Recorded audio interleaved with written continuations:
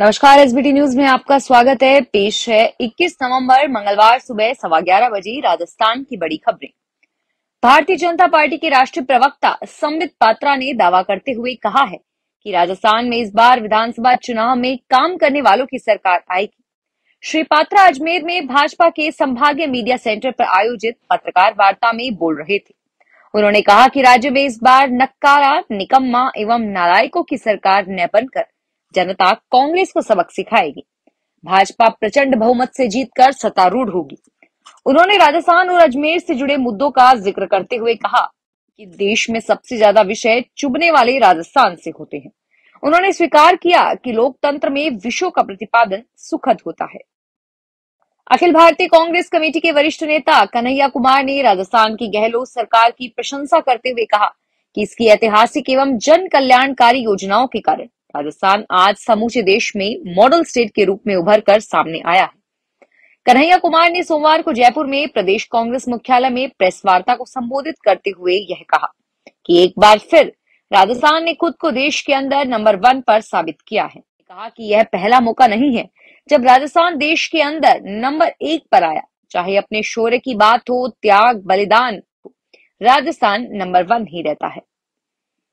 उत्तर प्रदेश के मुख्यमंत्री योगी आदित्यनाथ ने राजस्थान की कांग्रेस सरकार पर उसके शासन में अपराध, अराजकता, भ्रष्टाचार, गुंडागर्दी, गोकशी, महिला एवं साइबर अपराध में नंबर 1 होने का आरोप लगाते हुए लोगों से अपील की है कि वे विधानसभा चुनाव में भारतीय जनता पार्टी को वोट देकर विकसित एवं सुरक्षित राजस्थान बनाएं। योगी आदित्यनाथ सोमवार को जयपुर के आमेर विधानसभा क्षेत्र के दौलतपुरा में भाजपा प्रत्याशी, उपनेता प्रतिपक्ष एवं भाजपा पूर्व प्रदेशाध्यक्ष डॉक्टर सतीश पूनिया के समर्थन में भाजपा विजय संकल्प सभा को संबोधित कर रहे थे। उन्होंने कहा कि आखिर 5 वर्ष में ऐसा क्या हो गया है कि कांग्रेस शासन में राजस्थान विकास, पर्यटन, रोजगार देने में, किसानों की खुशहाली में नंबर 1 पर नहीं है, जबकि अब राजस्थान अपराध में नंबर 1 पर होता है। विधानसभा चुनाव 2023 में मतदान में 5 दिन का समय बचा है। दोनों दलों के बड़े नेताओं ने प्रचार में पूरी ताकत झोंक दी है।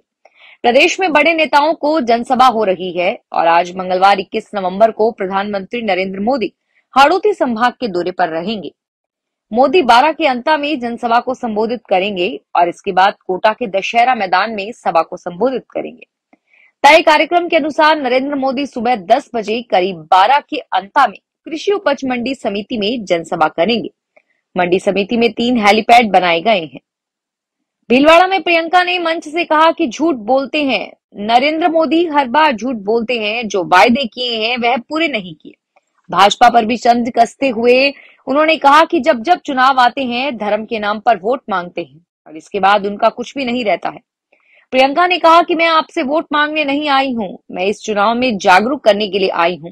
आप जिसको भी वोट दें सोच समझ कर दें।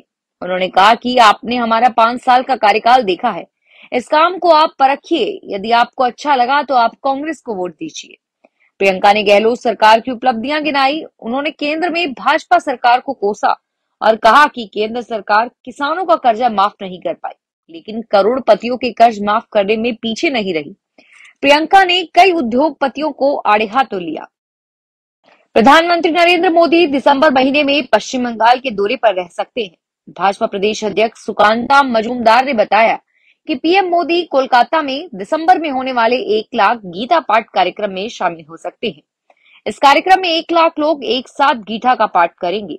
यह कार्यक्रम पार्टी की ओर से नहीं किया जा रहा है। उन्होंने बताया कि इस कार्यक्रम में कई धार्मिक संगठनों की ओर से लोगों को एकत्रित किया जाएगा और साथ ही सीएम ममता बनर्जी, राज्यपाल सीवी आनंद बोस और अन्य प्रतिष्ठित लोगों को इस कार्यक्रम का न्योता दिया गया है।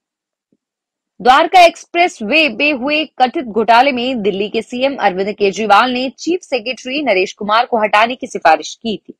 इस पर एलजी विनय कुमार सक्सेना ने रविवार को विचार करने से इनकार कर दिया। केजरीवाल ने 15 नवंबर को एलजी विनय कुमार सक्सेना को चिट्ठी लिखकर 897 करोड़ के भ्रष्टाचार का आरोप लगाया था। 19 नवंबर को एलजी सक्सेना ने इस रिपोर्ट को पुरानी धारणाओं और अनुमानों पर आधारित बताते हुए इस पर विचार करने से मना कर दिया। दरअसल दिल्ली में बने द्वारका एक्सप्रेस वे के लिए भूमि अधिग्रहण में अनियमितताओं की शिकायत पर मिनिस्टर आतिशी ने जांच करवाई थी। उच्चतम न्यायालय ने केरल विधानसभा से पारित विधेयकों को मंजूरी देने में अनिश्चितकालीन देरी के मामले में सोमवार को वहां के राज्यपाल कार्यालय और केंद्र सरकार को नोटिस जारी किया। मुख्य न्यायाधीश DY चंद्रचूड़ और न्यायमूर्ति JB पारदीवाला और न्यायमूर्ति मनोज मिश्रा की पीठ ने केरल सरकार की ओर से दायर रिट याचिका पर केंद्र सरकार और राज्यपाल के प्रधान सचिव को जवाब तलब किया। पीठ ने अटॉर्नी जनरल R वेंकटरमणी से भी अदालत की सहायता करने को कहा।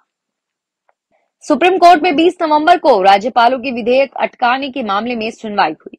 बिल पर साइन न करने की शिकायत को लेकर केरल सरकार ने याचिका दायर की। चीफ जस्टिस DY चंद्रचूड़ और जस्टिस JB पारदीवाला और मनोज मिश्रा की बेंच ने केरल सरकार की याचिका को लेकर केरल गवर्नर आरिफ मोहम्मद खान और केंद्र सरकार से जवाब मांगा है।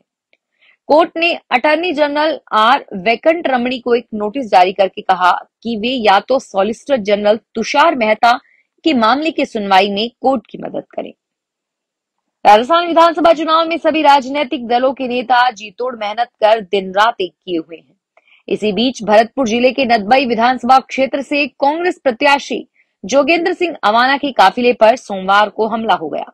इस दौरान काफिले में चल रही गाड़ी के शीशे टूट गए और इस मामले को लेकर जोगेंद्र सिंह अवाना ने सेवर थाने में मामला दर्ज कराया है। पंजाब में पराली जलाने पर केस दर्ज करने और जुर्माना लगाने से भड़के 18 किसान संगठन सोमवार को DC ऑफिस का घेराव करने पहुंचे। इस दौरान कई जगह बवाल हुआ।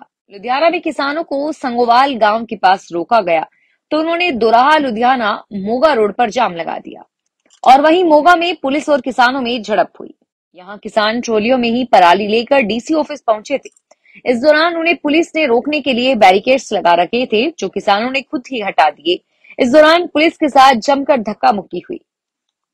जयपुर के विद्याधर नगर से भाजपा प्रत्याशी दिया कुमारी ने सोमवार को खातीपुरा मंडल के वार्ड 28 के श्री राम मंदिर के प्रांगण में आयोजित जनसभा को संबोधित किया।